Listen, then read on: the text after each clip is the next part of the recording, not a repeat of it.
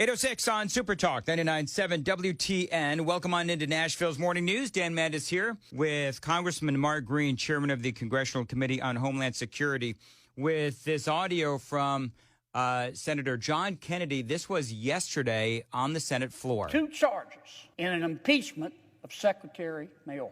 And those are serious charges. They're as serious as 4 heart attacks and a stroke. The first one is willful and systemic refusal to comply with the law.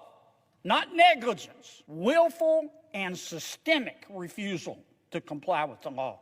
The second charge is breach of the public trust. And Congressman Mark Green does join us on the Newsmaker Hotline. Congressman, thank you very much. Did you see Senator Kennedy talking about your months-long work on these articles of impeachment with Alejandro Mayorkas, and what did you think about his full-throated support? Well, I mean, obviously, getting the support of folks like the senator from Louisiana, or Mike Lee, Ted Cruz. We did a press conference right after reading the articles with all those guys. They invited me in to be a part of their press conference, and it obviously makes you one, aware of the gravity of what's gone on and the solemnness of the moment. I basically got to walk into the Senate chamber, read from the well the articles of impeachment yesterday. First time in the history of the country that's happened with a sitting cabinet secretary. It's a pretty profound moment in history, the history of our country, and to be the guy leading that. I mean, it gave some satisfaction to accomplishing what I think needed to happen for the country, but also just sadness that this is where the country is. So a lot of mixed emotions yesterday, and of course Senator Kennedy was in that press conference, shared that same analogy, serious as, I think yesterday in the press conference he said serious as an aneurysm. Obviously that's a euphemism he's used before, but it mixed emotions, and I just hurt for our country and the people of America for what's happened in the southwest border. Well, one of the things that I spoke about earlier in the broadcast is I went through, basically getting away from all the legalese, basically what you're saying and what you are stating, and it is, as far as I can tell, legally accurate, that what Alejandro Mayorkas and President Biden are engaged in is a mass catch and release program. And that does violate the laws. The Democrats are out there saying, well, there's nothing to this, when in reality, the way that you lay this out, it is very specific immigration laws that they are accused of breaking, and it's all about detention and release. It's got to be frustrating for you to turn on the TV or listen to the Democrats and say, well, there's really no evidence that Alejandro Mayorkas is breaking any law, when in the legislation right down to the sentence, you talk about what laws they're breaking. Yeah, so Mayorkas issued guidance to employees of DHS to ignore the laws passed by Congress, and by so doing, and sort of reinventing many systems to get around and to violate the Immigration and Nationality Act, and by so doing, he basically disrupts the entire foundation of the government. Everything for me goes back to the Constitution. That's what my oath is to. And the Constitution is very clear that the founders wanted to divide power between 3 separate but equal branches of government. And, you learn this in grade school. The Congress writes the laws. The executive branch executes those laws.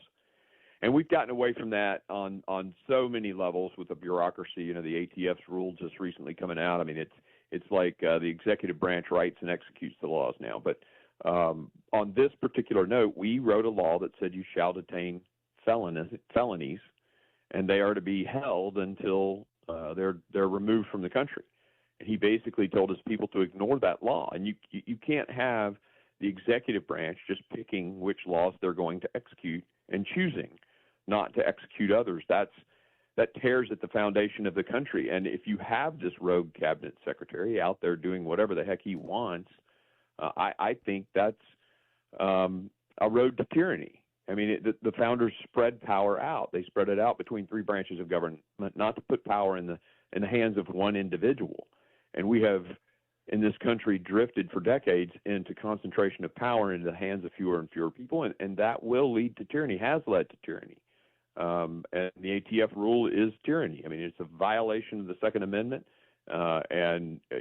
so this is just another example of that. And that's the real issue for me, Dan, is the Constitution. You know, we're violating the very form of government that our founders set up, and that's why I think it's a high crime.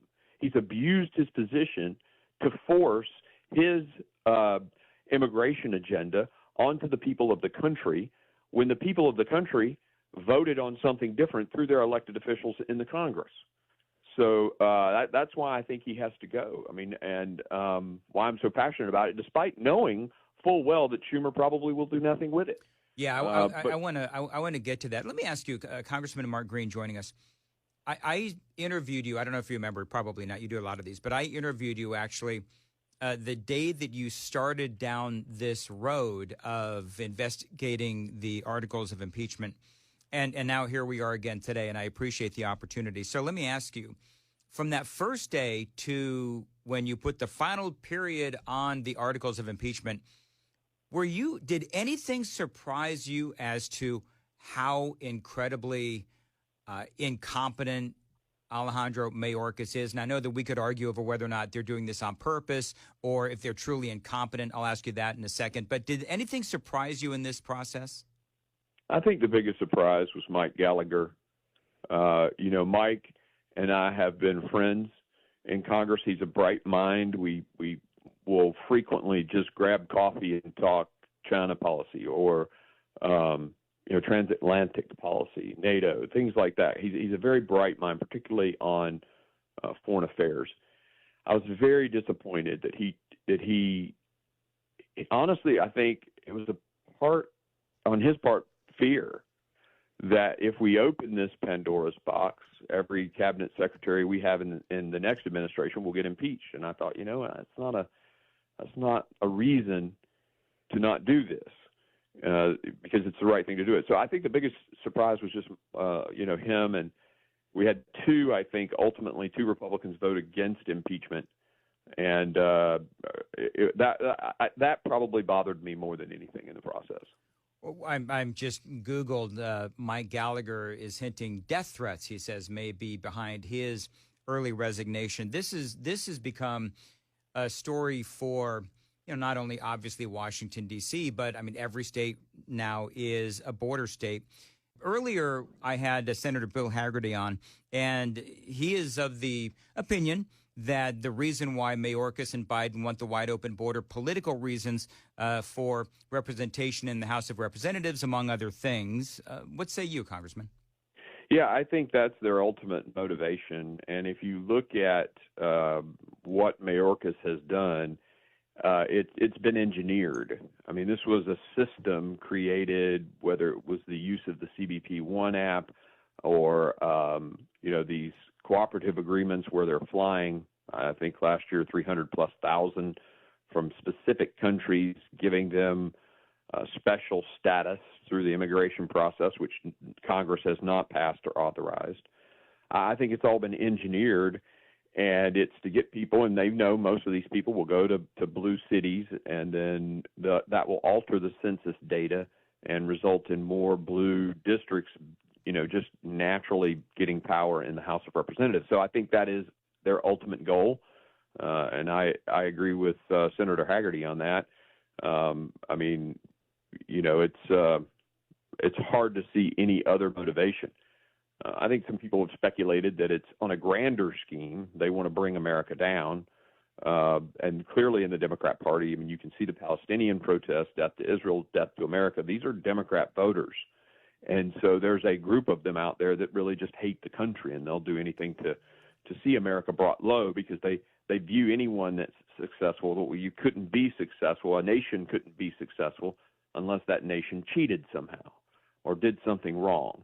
And that permeates a certain segment of the Democrat Party, so woke and DEI, and all that stuff is designed to really bring people who are successful down. Its basis is in covetousness, but they also apply it to nations, and so there are people who suggest that as well.